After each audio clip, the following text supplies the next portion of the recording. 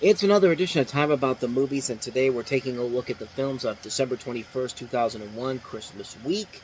And we've got a lot of movies to get to here. 6 movies in particular, 6 notable movies, and none notable, none bigger than our first movie here, and that is the beginning of Peter Jackson's epic retelling of J.R.R. Tolkien's classic stories. The novels, of course, I'm of course talking about The Lord of the Rings, starting with The Fellowship of the Ring.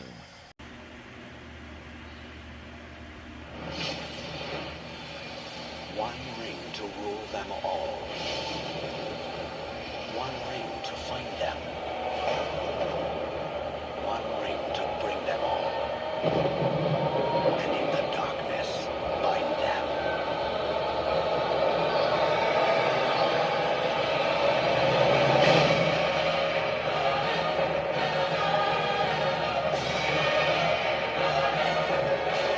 Next Christmas, the most extraordinary tale ever told will come to life.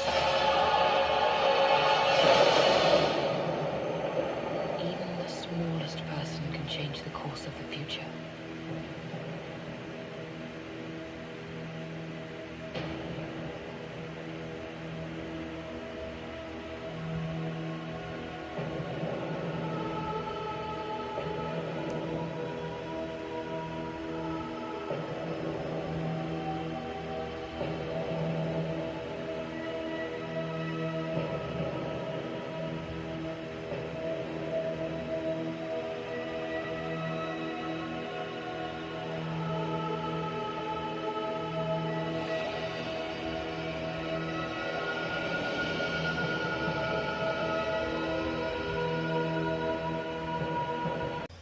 Yeah, you thought Harry Potter was a big gamble for Warner Brothers.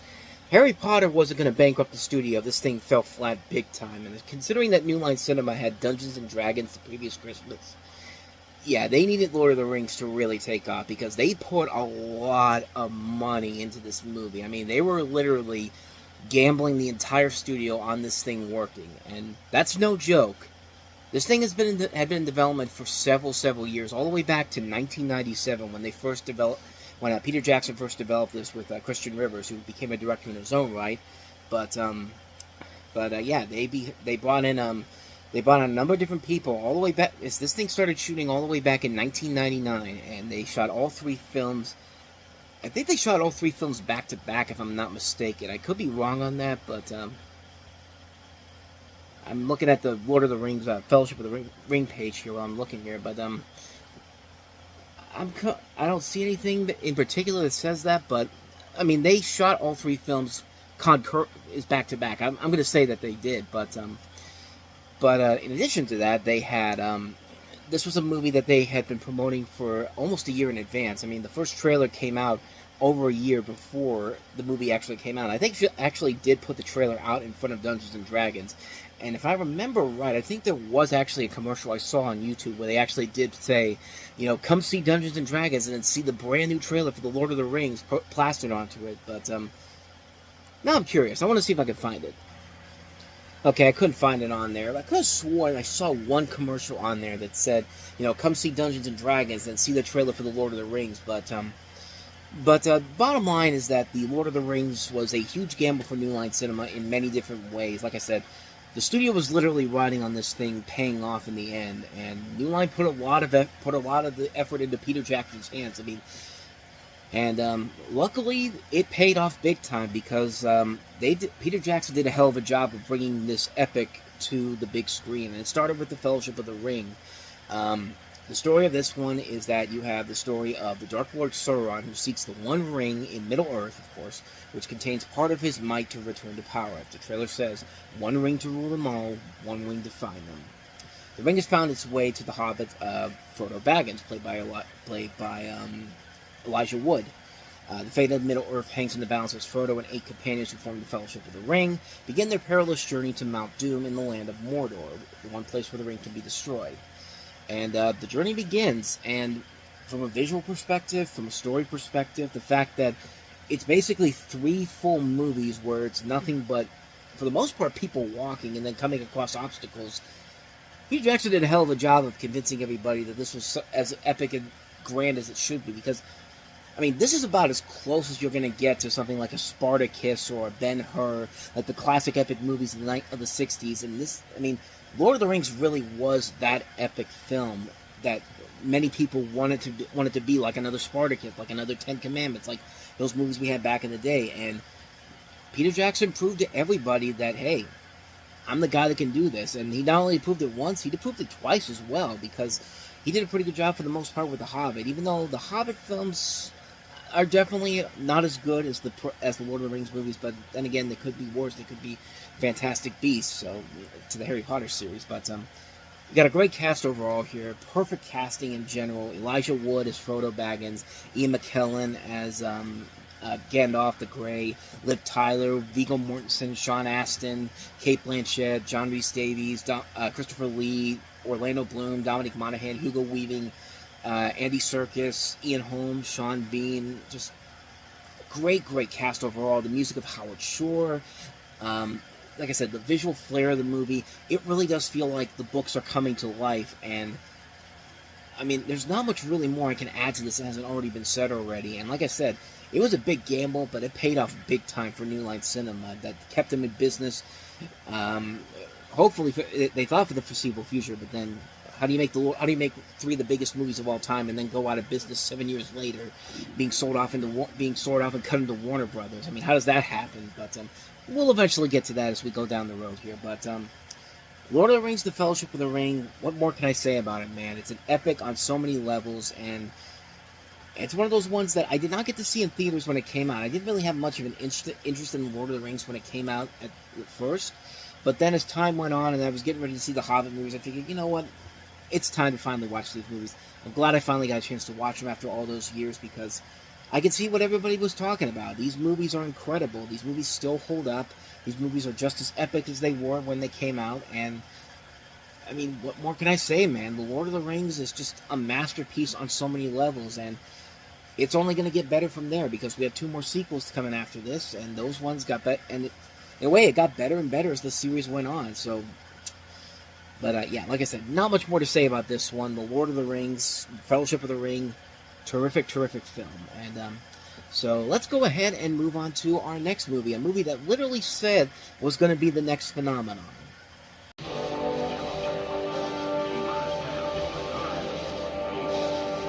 Get ready for the launch of a new phenomenon.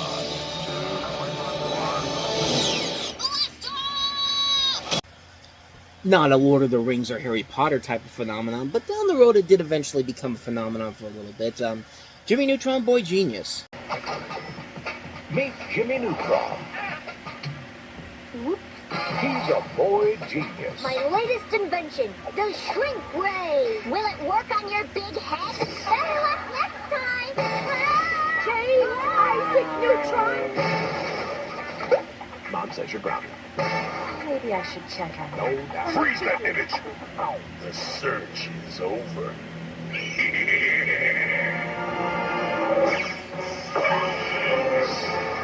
Our parents have been kidnapped by aliens! Okay, that gives us about 2 days to build our fleet of interstellar warships. Any questions? Yeah, here we go. From Paramount Pictures and Nickelodeon Movies. Hang on, everyone. Get ready to blast. If we blow up, whatever's left of me is kicking your butt. So if you watched Nickelodeon in 2000 and 2001, you saw a lot of promotion for this movie. You couldn't go to a movie theater, a kid's film, in 2000 or 2001. I remember, without seeing a trailer for this, I remember when 102 Dalmatians came out in November of 2000, and all of a sudden the trailer for this came out, and it took over a year for it to come out. I guess it was supposed to come out before then, but then got pushed back. But I mean, the movie had a lasting impact on a number of people who watched Nickelodeon, who watched animation back then, especially watched the Nicktoons. It was Nickelodeon's first attempt at computer animation, and it lasted, and it had a lasting legacy to it. I mean, it was nominated for one of the first 3 films to be nominated for Best Animated Feature at the Academy Awards in a year where Shrek and Monsters Incorporated were in there. they decided to put this one in there too. I don't know why. I guess maybe they didn't see any other movie in there being a film that could easily compete with that. But of course, the movie was a success, not just at box office, critically, at the Oscars. Led to a great TV series, a not so great spin-off series that makes Pinky, Elmira, and the Brain look like the original Pinky and the Brain by comparison with Planet Sheen. But let's go back to the beginning. Let's go back to where it all began. As the story is, Jimmy Neutron is a boy genius and way ahead of his friends, but when it comes to being cool, he's a little behind. All until one day when his parents and parents all over Earth are kidnapped by aliens, it's up to him to lead all the children of the world to rescue their parents, and by children of the world. I don't know why that plot just ended there. I mean, I'm looking at it just like, wait, is that really what it looked like when I made this? When I looked up this, I should say, yeah, the synopsis has so many question marks to it, but you know what? It's a Nickelodeon movie. At this point, questioning logic in a Nickelodeon movie has become a recurring theme with these movies from the very beginning. You just gotta accept it, that not everything in these movies are gonna make a ton of sense as long as you're having fun with it. And it's a fun Nickelodeon movie. Maybe the biggest flaw of the movie is the animation, but then again, it's 2001. It's not supposed to... I mean, we didn't really have animation like we have nowadays. I mean, it's choppy, yes, but this was Nickelodeon's first attempt at computer animation. I mean, it's not great animation, but at times, the more I watch it now, the more I can see when there are times when the animation does look very good. Like when they're in space and they have to go out through the meteor shower, or even the fun climax at the end. Like, there are times when the animation has grown on me, but for the most part, the animation still is very much a heavy flaw to the film, but then again, you have to remember that this was right early on, before everybody started to make computer animation look more refined like it does nowadays. This was still back when computer animation was still seen as more of a necessity than it was more of a. I always keep messing up this quote I want to use. When computer animation was more of an accessory than a necessity, because I always say the same thing about streaming as well. Like streaming is not really the future. I think as much as I think people want to make it out to be. I mean, it's more of an accessory than a necessity right now. I would gladly still take a physical copy of anything any day of the week, but same could be said about computer animation back in 2001. But like I said, it was still very early on in the computer animation thing, and we had no idea that was going to become the norm, not but a couple years later. But we'll eventually delve into that as we go along here. But the rest of the movie overall is very good. A strong voice cast, great characters. Very fun to watch these villains played by Patrick Stewart and Martin Short. They're goofy fun. Sometimes the writing can be really clever and very smart, too. I mean, there are a lot of jokes that pay off here. A lot of jokes very dated, but it's 2001. What do you expect? But it just works well for what it is. It's a movie where it knows it's made for kids, but it also can have an edge to it that adults can find enjoyable as well. It's got that unique charm to it that works. Even if a lot of the animation doesn't really hold up well, it's still a fun movie. I always like going back to it every once in a while. And Jimmy Neutron's just a great character overall. So yeah. Hey, great adventure film. Blast off to it. Have the time of your life. I know I did when I saw this back then. But I digress. Let's go ahead and move on to the next movie, and that is How High? Christmas, Method Man and Red Man are going to college. Harvard, gentlemen, is not just any joint. And higher education will never be the same. I am watching you. We're virgins. Yeah, both of us. What? I got the munchies like a mother. Method Man. Hello. Red Man. What's your name? This is insane. How High, rated R. At theaters Friday, December 23rd. I friggin' love How High. How much do I love How High? I bought some socks down in Disney World a couple of years ago. Yes, Disney World had How High socks. Actually, technically, it was Disney Springs inside the Stan sock store. That's a tongue twister right there. But seriously, if you ever go down to Disney Springs, look at that place, Stan's, which is surprisingly a really cool-looking sock store where they have all these different designer socks and all that. And I bought some socks down there, and they actually had How High socks. It was just like, I wish I could show them to you, but unfortunately I couldn't find them. I guess I already wore them and I didn't know about it, so that's why I don't have them with me right now. But I did buy some socks down there for How High, because I saw them and they were just like, I gotta have these because I just love this movie so much. I mean, I'm really starting to put together now that movies from around this time period, stupid comedies that would never work in any other decade. It would be seen as just really stupid, bad movies. Just like, they're really funny movies. And How High is a stupid, funny movie that I laugh my ass off every single time. From the very beginning of this movie made me laugh so hard. Some of the ridiculousness of this film, the ridiculous elements, the plot elements make no sense. I mean, you have a story here where you have Method Man and Redman, who play two cannabis users who are visited by the ghost of a deceased friend after smoking his ashes. So, what happens? The ghost decides to help them with their exams, and they get so much good grades that they get scholarships to Harvard University. And hilarity ensues. It's one of the most ridiculous plots you'll ever hear, and yet it makes for one of the funniest movies, funniest underrated gems, I should say, because I don't know what the following is. I guess this has a big following if they're making merchandise off of this and making socks out of it, and that can be sold inside of Disney World of all places, but I freaking love this movie, man. This is one of those movies that I always go back to. It's just like, it's one of the stupidest movies ever, but every time I watch it, there are always moments in this movie that will make me laugh out loud. Like, this movie has so many moments in this where they're so ridiculously stupid. They're so unbelievably insane of what they're trying to do here. And it's just like, you can't help but laugh at them. Like, there are so many funny moments in this film. Like, there's the whole thing with, like, in the beginning of the movie, there's, Ivory, who's the friend of, Silas, and, he basically dies, and then later on in the movie, when his ghost comes back to Silas, and he's talking about, we're friends to the,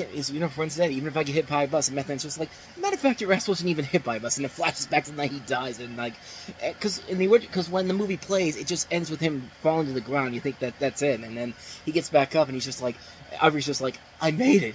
I can't feel my legs, but I'm alive, and then the bus hits him, he's screaming, and then he dies. It's just like, moments like that are great. There's one running gag in particular here that, I don't know why this made me laugh so hard when it happened, but there's a part in the movie where, of course this is a college movie where you gotta have the big, hunky jock guy who thinks he's better than everybody going up against one of the characters from the movie, and that's Jamal, and his mother in this is played by Anna Marie Horsford from the Friday movies, and there's this running gag where every time he has these flashbacks and all that, his mother keeps coming in there out of nowhere, like during his dreams and all that. There's a part where they're in a canoe race, and I think they're teamed up in a canoe, and like while they're canoeing and while they're doing it, all of a sudden up in the air you see his mother lambasting him, and he's just, it's that'd be funny enough to just have his mother up in the sky, but no, they take it to another level, and they have the bully in this movie, the jerk in the movie, look up in the sky and go like,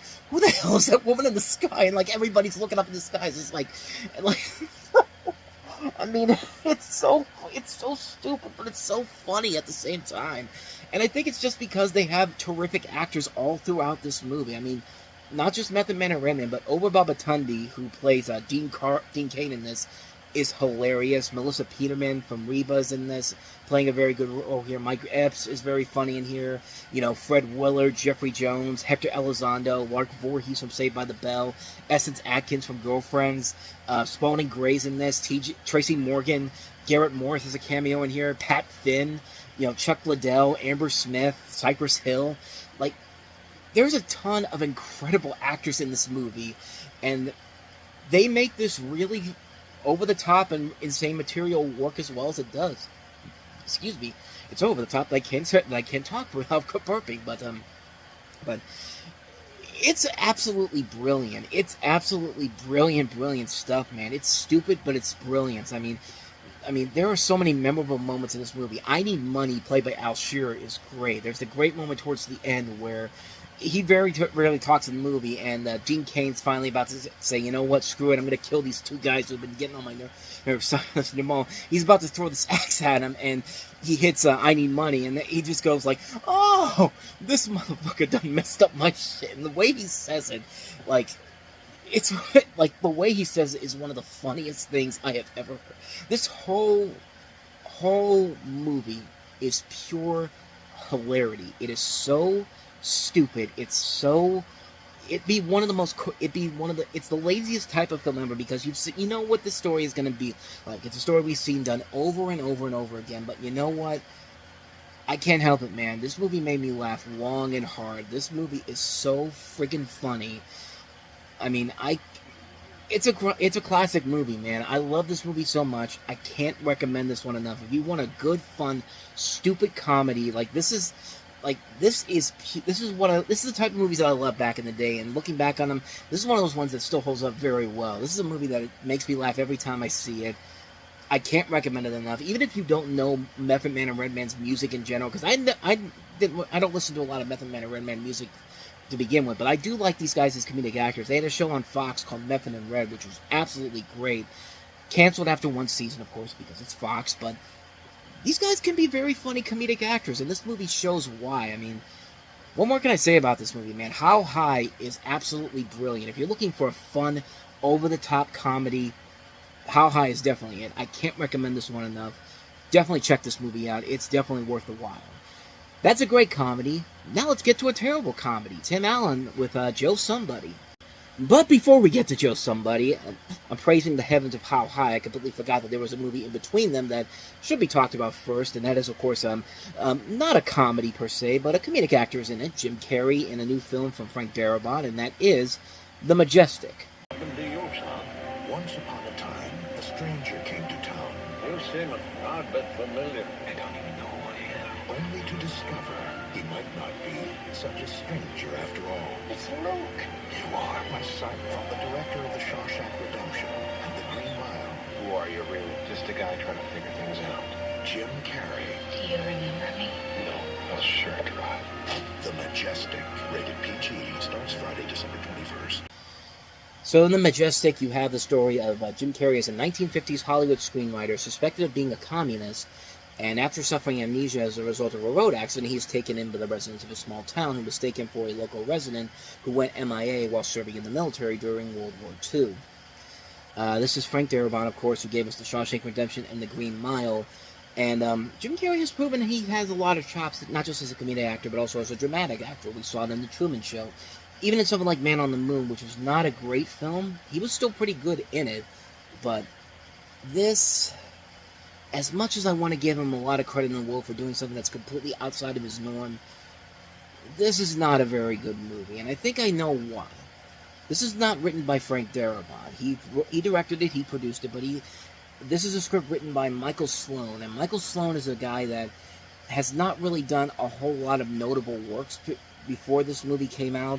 The stuff he did before then, he was an actor with stuff like Teen Lust and Revenge of the Red Baron, and then he did the script for The Majestic, and then he'd later go on to work with Frank Darabont again on the TNT series Mob City later on down the road. He hasn't really done a whole lot as a screenwriter, and I think that was the biggest problem with the movie right from the get-go, was the fact that they went to a guy that hadn't really done a whole lot as a screenwriter, and I feel like if Frank Darabont had more hand in the script for this probably would have been a whole lot better, but because of that, the movie feels rather pretentious.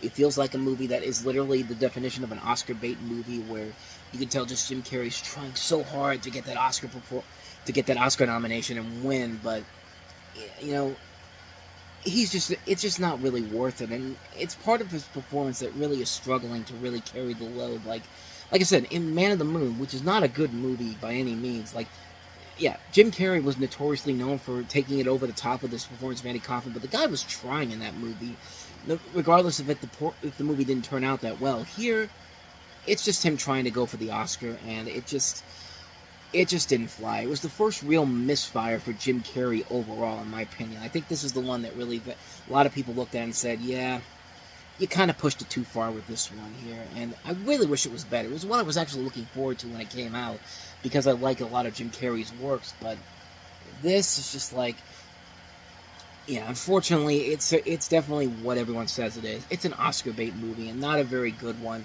It runs for too long, and I feel like if Frank Darabont had more of a hand in the script, this probably would have turned out a whole lot better, but as it is, it's a pretty bad movie overall, and it's a shame, because the potential clearly is there. I mean, I think Jim Carrey can prove that he's got the dramatic acting chops, but this is just one of those ones where it's just like, it just wasn't going to work without Darabont's hand in the script overall, and Carrey actually giving a character that we can actually like, but just a complete misfire on a number of different levels. So, a pass on that one, The Majestic. So now let's get to the really bad comedy I was trying to get to beforehand, and that is Tim Allen in Joe Somebody. Are you like threatening to hit me?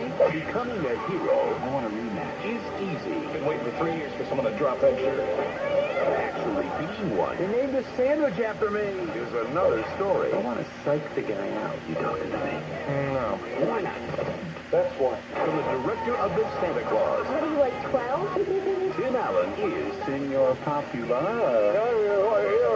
Joe Somebody. Rated PG. December 21st. Only in theaters. When someone took his pride. Are you like threatening to hit me? I'm gonna go with, yeah. Joe Shepard. You took something of mine, I want it back. Took a stand. Try to hit me in the face. Do people ever come back here? This Christmas, be bold. What are you, like 12? Be brave. Hey, somebody. You talking to me? Tim Allen is Joe Somebody. I'll take everything I see here, and if necessary, I'll buy that head. The Christmas comedy for everybody. Hey, speaking of Jim Carrey, he actually was originally offered this movie, but he turned it down to the Majestic, so... Yeah, basically he would have been screwed either way if he had taken the Majestic or Joe Somebody, but, Joe Somebody, this is a story where you basically have Tim Allen as an ordinary man forced into violence by a workplace buddy played by Patrick Warburton. You ever see the movie Big Bully? I mean, just take Tom Arnold and Rick Moranis out of there and put Tim Allen and Patrick Warburton in there, and while this is not as bad as Big Bully, it's pretty bad. This is one of those ones that we went to go see it because my family loved Tim Allen back then. I loved Tim Allen back then. This is directed by the same guy that did the Santa Claus and Jungle to Jungle, a guy that Tim Allen has been well known to work with. He worked on episodes of Last Man Standing with him in Home Improvement. So the pieces were definitely there for maybe something good, but the plot really is not that special. I mean, it is special. It's an after-school special, except replace the children with grown-ups. And the message of the movie overall doesn't make a whole lot of sense, and the ending really was kind of like, what was the point of this movie, Lynn? I mean, I don't get what they were trying to accomplish with this, and I thought Tim Allen was okay. I thought Patrick Warburton was not that great in here, and I like Patrick Warburton a lot. I think he's a great actor, and here he's not really given a whole lot to do. In fact, nobody here is really given a whole lot to do. Julie Bowen's kind of wasted here. So is Kelly Lynch, Greg German from Ally McBeal, who Hayden Panettiere is also in here. It was actually one of her early roles before she eventually would join Ally McBeal in the last season. And Jim Belushi in here as well. I mean, a good cast, but just not a good story or something interesting in general here. And the movie doesn't make a whole lot of sense. There are moments in this film that just really are not that funny or that interesting. Like, they have this scene in Target where it's him and Patrick Warburton, it's Tim Allen and Patrick Warburton fighting for whatever reason. Like, they're racing carts or something. Like, why are they doing this? I don't know. We're trying to fill out a runtime here. I mean, this is a $38 million movie. Where did $38 million go for a movie like this? And it's just like the movie just really just... Nothing happens in this movie. No, there's no purpose. There's no point. There's nothing at the end of this movie that makes me say, wow, this was all worth it in the end. It's just a big misunderstanding, and it just ends with kind of a cop-out, too. Like, I mean, I don't know what else to say about this movie. This is a bad, bad film. Like, it isn't funny. It's really devoid of all these great, talented people in front of the camera, and it just has no purpose to exist except that 20th Century Fox just wants to get the movie out for Christmas. So, put this out there. I mean, this thing was literally shot in 8 weeks, but they probably were thinking, well, Jingle All the Way was shot in only a couple of weeks, and look at how well that turned out. But Jingle All the Way had a gimmick to it that actually worked, and it was actually funny. This is not. This is a movie that's just like, man, what a misfire this was. Major, major misfire. Avoid this one like the plague. I hate this movie. Joe Somebody, Tim Allen, I think you're much better than this, man. But, so, on that note, let's go ahead and end on a positive note. Let's take a look at the Best Picture winner of 2001, which came out on limited release this weekend, and that is Russell Crowe and Ron Howard's A Beautiful Mind. It's the winner of 4 Golden Globe Awards. Best Picture. Best Actor, Best Screenplay, and Best Supporting Actress. I need to believe that something extraordinary is possible. Discover the motion picture audiences and critics are calling one of the very best movies of the year. A triumph for director Ron Howard. Russell Crowe's performance is nothing short of astonishing. A Beautiful Mind, rated PG-13, now playing in theaters everywhere. So A Beautiful Mind is basically about the mathematician John Nash, played by Russell Crowe, and the story begins in Nash's days as a brilliant but asocial mathematics graduate student at Princeton University, and after Nash accepts secretive work in cryptography, he becomes liable to a larger conspiracy, through where he begins to question his reality. And the cast also includes Ed Harris, Jennifer Connelly, Paul Bettany, Judd Hirsch, Adam Goldberg, Josh Lucas, Anthony Rapp, and Christopher Plummer. And this won Best Picture that year, and while Lord of the Rings probably should have won, it would eventually win down the road with the third film, but this is a really good movie, and I do really like it a lot. I don't think it's Ron Howard's best movie in general. I think Ron Howard's made a whole lot better films than this, but hey, it got him the Academy Award, and that's all that matters to him. I mean that's what everybody wants. I mean, everyone wants an Oscar. I mean, like I have two Oscars of my own here, but the difference is mine are actually made by Etsy, and these are ones that are actually made by the Academy, which but I'm still proud of them. I like them a lot, but this isn't about me. This is about this movie here. And hey, like I said, Ron Howard finally got an Oscar that he deserved. He's a really good director, and he definitely deserves to win one. It's funny because Russell Crowe almost would have been another Tom Hanks, where he won back-to-back Oscars it's over the course of a couple of years, because he won the Oscar the year before for Gladiator, and he was considered the front runner up until he had the incident with the phone, where he threw a phone at somebody, and his anger management situation got in the way, and basically all those possibilities of him becoming another Tom Hanks went down the toilet. But I mean, Denzel Washington won for Training Day, so I guess there was something in there, and Russell Crowe got his Oscar already too. So I mean, it's not like he's not going to lose sleep over that. And, you know, Jennifer Connelly won an Oscar, too, which I thought she was really good in the film.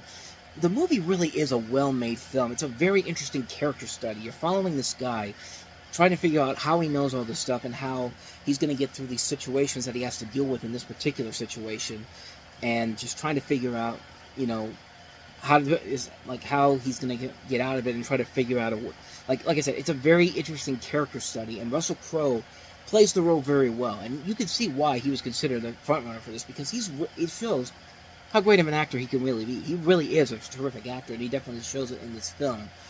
At times, there are some moments where that can be Oscar baitish, and moments where you can tell they're feeling a little too melodramatic, but it never gets to the point where it ruins the ebb and flow of the film. I think the film does a very good job of handling the story very well. It's a really good movie. I can see why it won Best Picture, because it definitely is a film that is very well made. It's a film that definitely shows that there is more to the eye of the beholder. And, yeah, not much more to say about that one. A Beautiful Mind, Best Picture winner of 2001 at the Oscars, and hard not to see why. And so, with that said, we wrap up another edition of Time About the Movies, and the next time we meet, we'll wrap 2001 up, finally, with some more notable movies coming out on Christmas Day. We have Will Smith and Michael Mann's biopic about Muhammad Ali. We have the romantic drama Kate and Leopold with Hugh Jackman and Meg Ryan. We have The Shipping News. We have Gosford Park, Ridley Scott's Black Hawk Down, Billy Bob Thornton and Halle Berry in Monsters Ball, and also Sean Penn and I Am Sam. So that is, I believe, 7 movies, if I'm not mistaken. Yeah, 7 movies we'll take a look at next time. So another packed show coming your way next time we meet, which will be tomorrow. But with that said, thank you so much for watching, and if you want to see more videos like this, please hit the place on the next page, check out the previous episode, and also don't forget to hit the like and subscribe button if you want to see more videos like this on this channel. So with that said, I am off. I will see you guys next time, and until then, as always, take care. Thanks for watching.